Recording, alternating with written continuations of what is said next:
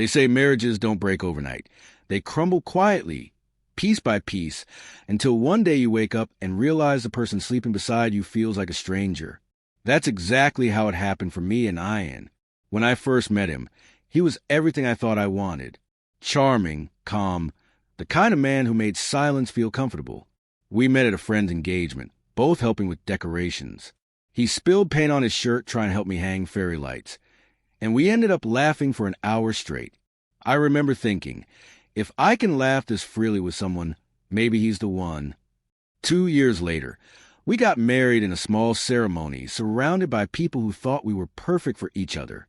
I believed it too, until life began to test what love really meant. At first, it was just little things. Missed dinners, late replies, his growing silence at night.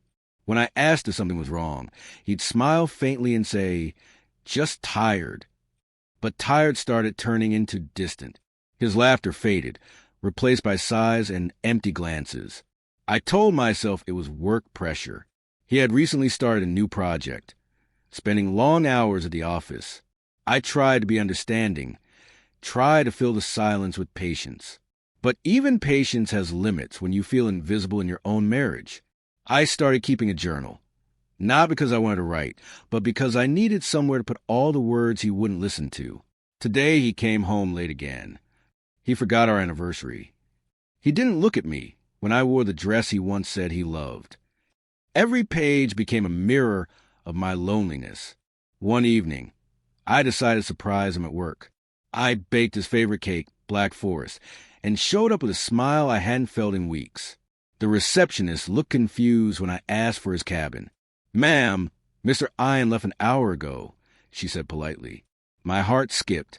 "Oh, maybe he went to meet a client," I said, trying to sound casual.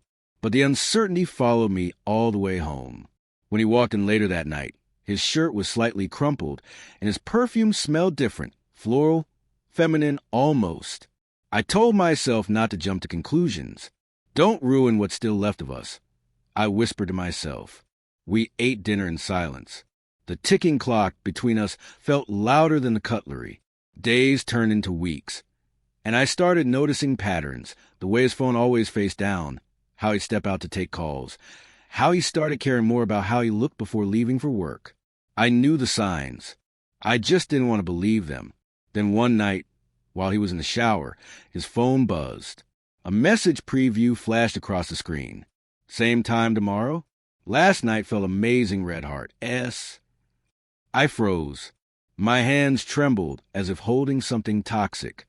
For a long moment, I just stared at it, hoping I'd misread it. But the words were right there, cruel and clear. When he came out, towel around his neck, humming softly, I didn't say anything. I just looked at him. This man I'd loved, trusted, shared my entire soul with, and realized I didn't even know him anymore. That night, I didn't cry. I just lay awake beside him, listening to his steady breathing, wondering if he ever stayed awake thinking about me. The next morning, I packed my emotions behind a calm face and went through my routine like everything was fine. I cooked breakfast, smiled faintly when he complimented the omelet, and waved him goodbye at the door. The second the door clicked shut, I broke down, not because he cheated, but because I had known it long before that message. I had felt it in the way he stopped holding my hand, in the way he avoided eye contact, in the way he no longer asked how my day was. The betrayal wasn't sudden. It had been slowly unfolding for months. For days, I debated whether to confront him. But what would I even say? Why did you fall out of love with me? There's no answer to that. Sometimes love just dies, and no one has the courage to admit it. Still, I needed the truth. One night, I finally asked, "Ian, is there someone else?" He looked at me, startled, defensive. "What are you talking about?" "Your phone," I whispered. "The messages, the perfume, the late nights." "I'm not stupid, Ian." His expression shifted, guilt flickered, then faded into something colder. "It's not what you think," he said quietly. "Then tell me what it is." He sighed and sat down. "We haven't been happy for a long time. I didn't plan for this to happen, but she listens. She understands me." Those words, "she understands me," hit harder than confession itself, because I realized somewhere along the way, he stopped wanting to be understood by me. I felt my throat tighten, my chest burn. So that's it? You find someone who listens, and you throw away everything we built. He didn't answer. Silence filled the room again, heavier than ever before. That night, I slept in the guest room. I cried into the pillow until I had no tears left. And when the sun rose, I felt nothing, no anger, no pain, just a hollow acceptance. That was the beginning of the end. I wish I could say I left immediately, but I didn't. I stayed, partly out of fear, partly out of hope that maybe he'd realize what he was losing. But days turned into months, and instead of healing, we grew further apart. He'd come home late, and I'd stop waiting up. He'd make excuses, and I'd stop asking questions. Love, once the strongest bond, became the heaviest burden. One evening, I found the courage to say what had been living in my chest for months. I think we should end this. He didn't even look surprised, just nodded slowly. Maybe you're right. And just like that, 7 years of marriage ended not with a fight, not with shouting, but with silence. Still, the silence hurt more than words ever could. That night, I sat by the window, staring at the city lights, wondering how something that started so beautifully could end so quietly. I thought love was supposed to fight harder than this. But maybe some endings aren't dramatic. They're just inevitable. And as I watched the dawn creep across the horizon, I realized our marriage hadn't ended because of infidelity alone. It ended because two people stopped showing up for each other long before anyone else entered the picture. They say that after a storm, there's silence. But nobody warns you how heavy that silence feels when it's inside your own home. After our talk, Ian and I didn't separate immediately. We existed like two ghosts haunting the same space. We'd pass each other in the hallway, nod politely, exchange meaningless words about bills or groceries, then retreat into our separate worlds. The love that once filled every corner had evaporated, leaving only the echo of what used to be. I stopped cooking his favorite meals. He stopped asking if I wanted coffee in the morning. We were roommates now, held together by paperwork and history, not affection. At first, I thought maybe we just needed time. People said marriage goes through phases. Maybe this was just one of them. So I tried small gestures like leaving notes on the fridge, buying his favorite snacks, asking about his day even when I already knew the answer would be fine. But he never looked up from his phone long enough to notice. One Sunday morning, I found him sitting on the balcony, scrolling through his messages with that small smile I used to see when he talked to me. He didn't notice I was watching from the kitchen. That smile broke me more than any argument ever could. That evening, I took a walk alone. The air outside felt easy to breathe. I wandered past cafes, couples holding hands, laughter spilling from restaurant windows. For the first time in months, I realized how long it had been since I'd laughed. When I came home, the apartment lights were dim. He was asleep on the couch, his phone slipping from his hand. A woman's name, Sarah, flashed on the screen. I didn't open the message this time. I didn't need to. The truth had already made its home in my chest. I stood there for a long time, watching him sleep, wondering when I became the stranger standing in my own marriage. A few days later, my friend Hania called. "You sound different," she said. "Come stay with me for a weekend.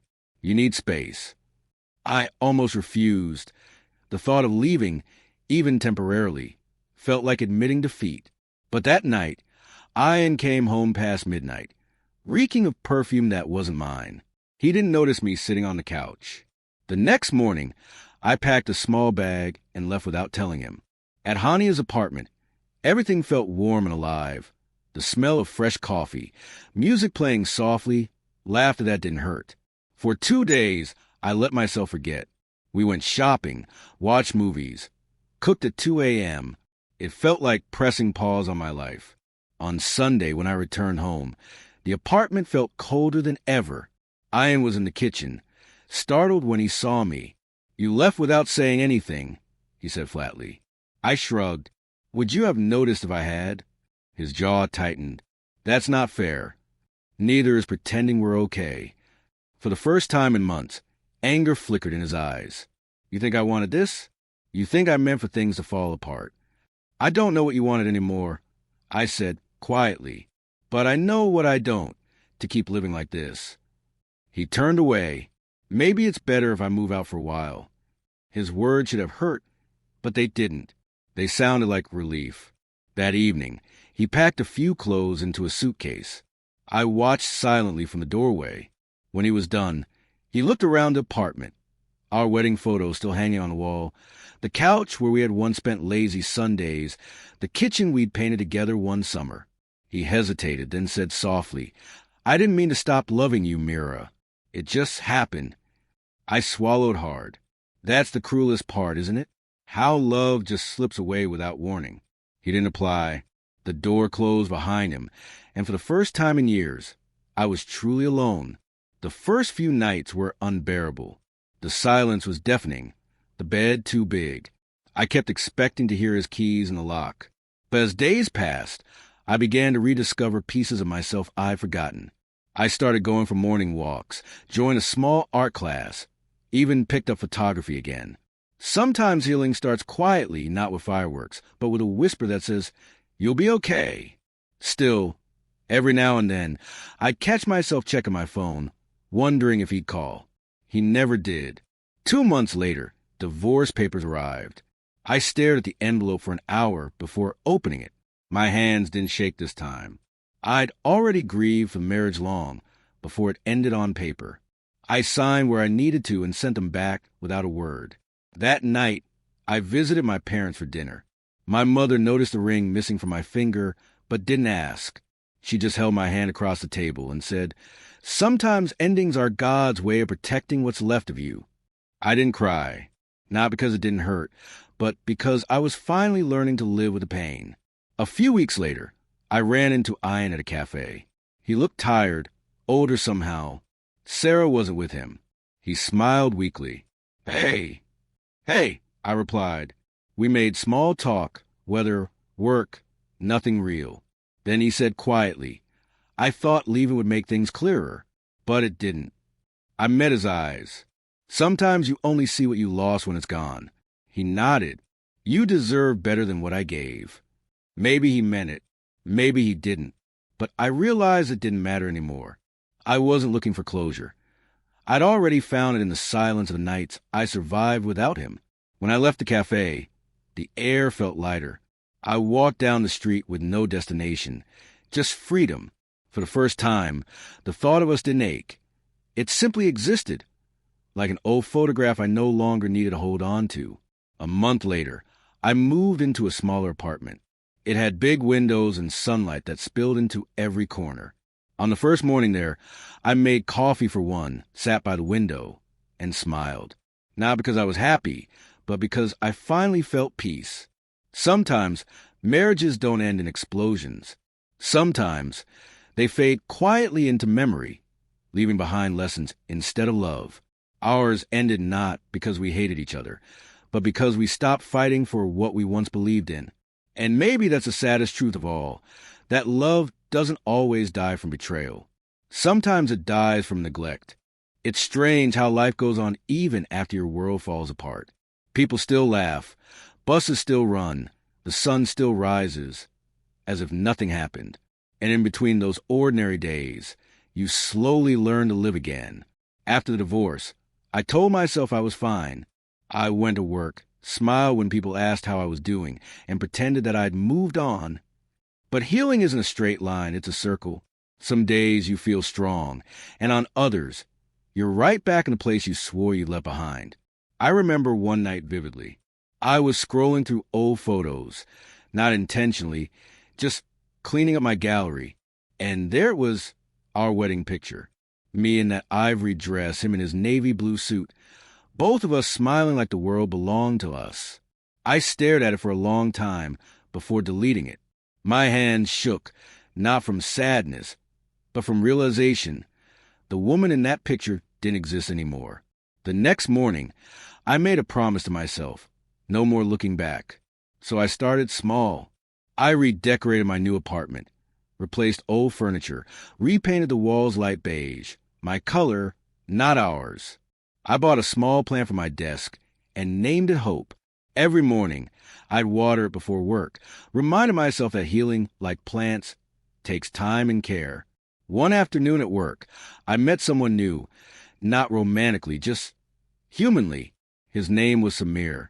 He joined our design team, always cheerful, always polite. The kind of person who notices when you're having a rough day without you saying a word. At first, I avoided him. Not because I didn't like him, but because I wasn't ready to like anyone.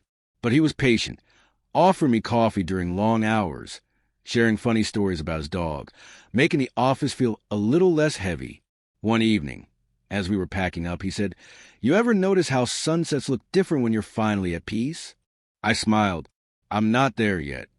He looked out the window and said softly, "You will be." Those words stayed with me. Over time, Samir became a quiet constant in my life, not replacing what I'd lost, but reminding me that maybe, someday, I could feel whole again. One weekend, he invited me to a photography exhibition. I hesitated, but eventually agreed. The gallery was filled with portraits, faces of strangers, each telling a silent story. One photograph caught my attention, a woman standing on a bridge, smiling through tears, her reflection shimmering in the water below. The title read, "Letting Go." Something about that image broke and healed me at the same time. Samir noticed a look on my face and whispered, "Sometimes letting go is the bravest thing we do." That night, I went home and finally opened the box I had been avoiding, the one filled with wedding cards, photos, little memories I couldn't throw away. One by one, I looked at them, thanked them for what they once meant, and then I burned them. Watching those papers curl and turn to ash felt strangely liberating. For the first time, I wasn't crying for what ended. I was crying for myself, for the woman who had survived it. Weeks passed. I found myself smiling more often, humming while cooking, even calling my mother without her asking if I was okay. I thought I was finally free from my past, until one evening, my phone rang. The name on the screen made my breath hitch. I almost didn't answer, but curiosity, or maybe closure, made me swipe the call. "Hey!" His voice was calm, familiar. "Hi," I replied, cautious. "I heard you moved. How are you?" "I'm fine." A pause. "You sound different." "I guess I am." He sighed. "Sarah and I broke up months ago. It didn't work." I didn't know what to say. He continued. "I wanted to say sorry. For everything. I was selfish. You didn't deserve that." For a moment, I just listened to the silence between us. The same silence that had once destroyed us. Only this time, it didn't hurt. "I forgave you a long time ago, Ian," I said softly. "But forgiveness doesn't mean I want to go back." "I know," he murmured. "I just wanted to tell you, you were the best thing that ever happened to me." Tears welled up, but I didn't let them fall. "Then why didn't you fight for me?" His voice cracked. "Because I didn't know how to. And by the time I realized it, you were already gone." The call ended quietly, like a chapter closing itself. That night, I sat on my balcony, looking up at the stars. It hit me. Love isn't always about being together. Sometimes it's about learning to love yourself enough to walk away. A week later, Samir found me staring at the office window again. "You okay?" he asked. I nodded, just thinking about how much can change in a year. He smiled. "Change is the only reason we grow." For the first time, I believed it. Months rolled by, and life began to feel normal again, peaceful, steady kind. But one rainy evening, as I was walking home, I saw something that stopped me in my tracks. Across the street stood Ian, drenched, holding an umbrella, staring right at me. He crossed over slowly. "Mira," he said, his eyes soft, almost pleading. "Can we talk?" I hesitated. There's nothing left to say. "I know. I just wanted to see you once. You look happy." "I am," I said truthfully. He smiled sadly. "I'm glad. You deserve that." There was a long pause, filled with the sound of rain hitting the pavement. "Take care, Ian," I said, stepping back. He nodded, eyes glistening. "Always did, Mira, just not in the way you needed." Then he turned and walked away. I watched until he disappeared in the crowd, the rain blurring his figure, like a memory fading for good. That's when I realized love didn't fail us. We failed love. And that's what ended our marriage. Not betrayal, not distance, but the quiet surrender of two people who stopped choosing each other. That night, as I dried my hair and looked at myself in the mirror, I didn't see the broken woman who once begged to be loved. I saw someone reborn, scarred, yes, but stronger. Love had left me, but life hadn't, and that was enough. It's been almost a year since that rainy evening, the night I saw Ian for the last time. Sometimes when I walk past the same street, I still half expect to see him standing there, umbrella in hand, with that same quiet sadness in his eyes. But time has a way of softening even the sharpest memories. I no longer wake up thinking about him. I no longer wait for a message that won't come. I still remember him, of course, but remembering isn't the same as longing. After the divorce, people used to tell me, "You'll find someone better." But the truth is, I wasn't looking for better. I was looking for peace. And somewhere along the way, I found it not in someone else, but in myself. Life now is simple. I teach art classes at a local studio. My students are children, loud, messy, wonderfully alive. Their laughter fills the space in ways silence never could. Every brushstroke they make reminds me that creation can rise even from destruction. Sometimes I think about how strange it is that pain gave me this, a new beginning I never planned for. One evening, after class, I was locking up when Samir appeared at the door. "You forgot your phone again," he said, holding out with a grin. I laughed. One day I'll stop doing that. Let's hope not. Gives me an excuse to check in on you. We went for coffee nearby. The conversation flowed easily, not like lovers, but like two people who understood life's quiet aches. I noticed how kind his eyes were, how he listened without trying to fix me. "Do you ever miss him?" he asked gently. I didn't hesitate. No, I missed the idea of us. But not him. He nodded, understanding. That's growth. Maybe it was. A few days later, I visited my parents. My mother was pruning her garden when I arrived. "You look brighter these days," she said, handing me a cup of tea. "I feel lighter," I admitted. "It took a long time, but I think I'm finally okay." She smiled knowingly. The heart heals in its own rhythm. You can't rush peace. I looked around the garden, vibrant flowers blooming in every color. "Funny," I said, "how something has to break open before it can grow." My mother placed her hand over mine. "Just like you, my dear." That night, as I lay in my old bedroom, memories came like whispers. Our wedding vows, our first apartment, the nights of laughter, the silence that followed. But instead of pain, I felt gratitude. Because even if our story ended, it taught me what love should never become. I realized something that night. Not every relationship is meant to last. Some are meant to teach. Some are meant to awaken. And some, like ours, are meant to end so we can finally meet ourselves again. Months passed, and life found its rhythm. One morning, as I was setting up for class, a small boy handed me a crumpled drawing. "It's you," he said shyly, smiling in the sun. I laughed. "It's beautiful." He grinned. "My mom says people who smile after crying are the strongest." That line hit deeper than he could ever know. After class, I sat in the empty studio, staring at that drawing. Maybe that's what healing looks like. Learning to smile again, even when you remember how much it hurt. One evening, I decided to take a short trip out of the city, just me, my camera, and the open road. I drove to a small coastal town we had once visited together, years ago. Back then, it was our happy place. Now it was just mine. I walked along the beach barefoot, waves brushing against my feet, sky painted in shades of orange and gold. For the first time, I felt truly free. I sat on a rock, pulled out my journal, and wrote. It wasn't his betrayal that broke me. It was my silence. I kept choosing someone who had already stopped choosing me. But I survived, and that's my victory. As I closed a notebook, the wind carried away a loose page, maybe a fitting metaphor for everything I let go of. That night, I stayed in a small inn by the sea. There was no noise, no city lights, just a rhythmic crash of waves and the hum of life returning. I stood on the balcony. The moon reflected on the water and whispered into night, "Thank you for loving me once and for leaving when you did." It wasn't bitterness. It was closure. For years, I had feared the end of our marriage would define me, but now I saw it differently. It didn't end me. It shaped me. It made me understand that love isn't about holding on when it's hurting. It's about knowing when to set yourself free. A few months later, I got an invitation. I was getting married again.